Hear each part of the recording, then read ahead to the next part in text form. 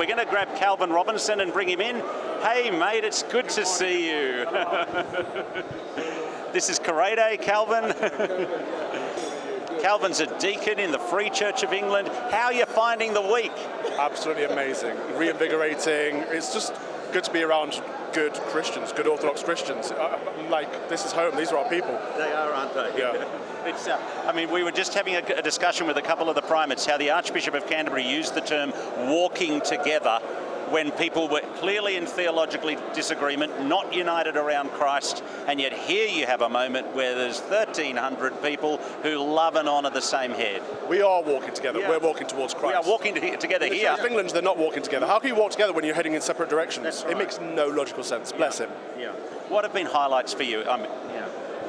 Honestly, just knowing that we're not on our own. Mm-hmm. It feels very isolating in England at times because of the state structure of our church. So just to meet fellow Orthodox Anglicans from all around the world who are all going through the same struggle or similar struggles, fighting to stand firm for the faith, it's heartwarming.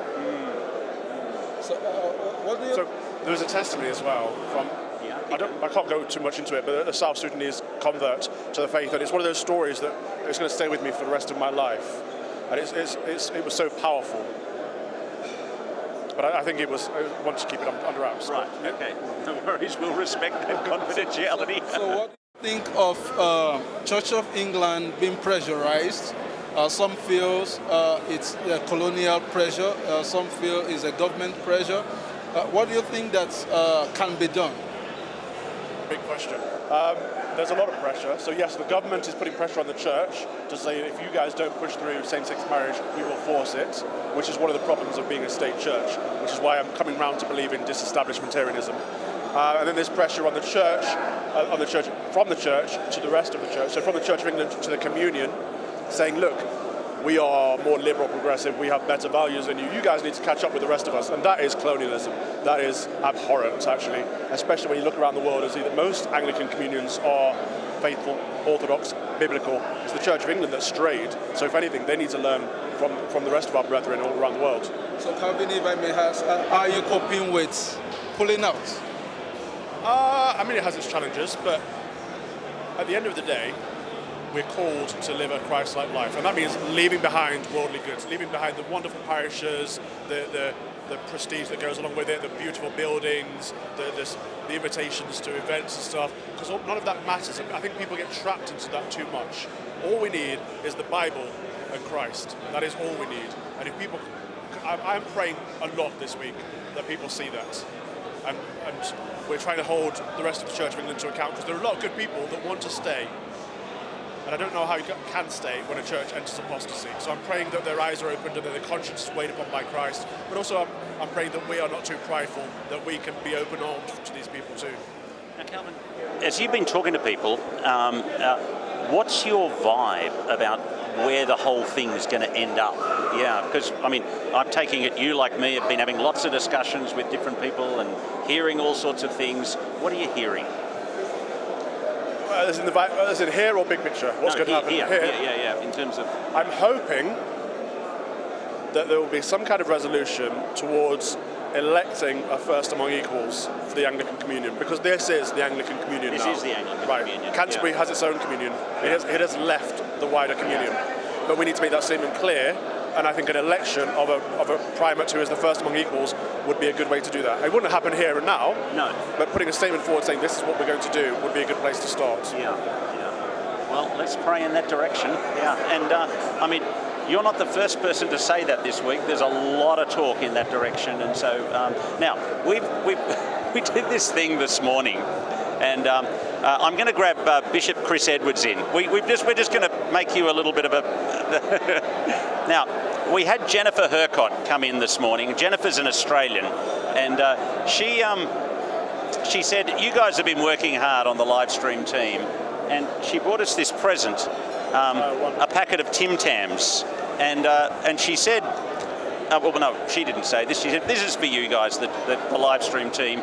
Now, we thought we would just do something here, which is a culturally Australian thing, which is called the Tim Tam Slam. Okay. I don't know, have you heard of this? No. You haven't heard, have you heard of it, Corrado?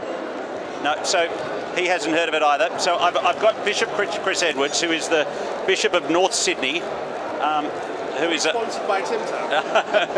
Now, for those watching from around the world, Tim Tams. We'll get Calvin to open it up and have a look. Yeah. I had a bogan girlfriend, and she told me that sometimes they suck the drink through the. Yeah, that's it. That's the Tim Tam Slam. So, but we're going to get Bishop Edwards to demonstrate it to you. All right. The trick is. Well, actually, Bishop, do you want to explain it too? You run through. You got to give him the microphone, though. Carado's. No, give Bishop Edwards the microphone. There's your My coffee. You need a coffee? You need a coffee. Yeah. Thank you. And You need a coffee too, there, Carado, and I've got one here now. You've got one? Calvin's got a coffee. You need a coffee. no, it's okay. I'll There's a fresh one on there. I'll simply. We'll get a fresh coffee. For the bishop.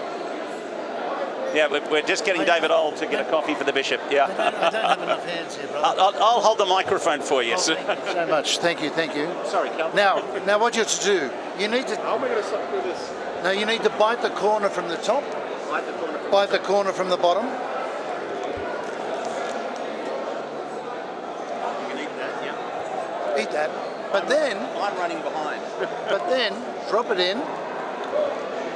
Hold for a moment, To let the, Go ahead. To let the hot coffees soak up in there. and then drink the coffee through the Tim Tam.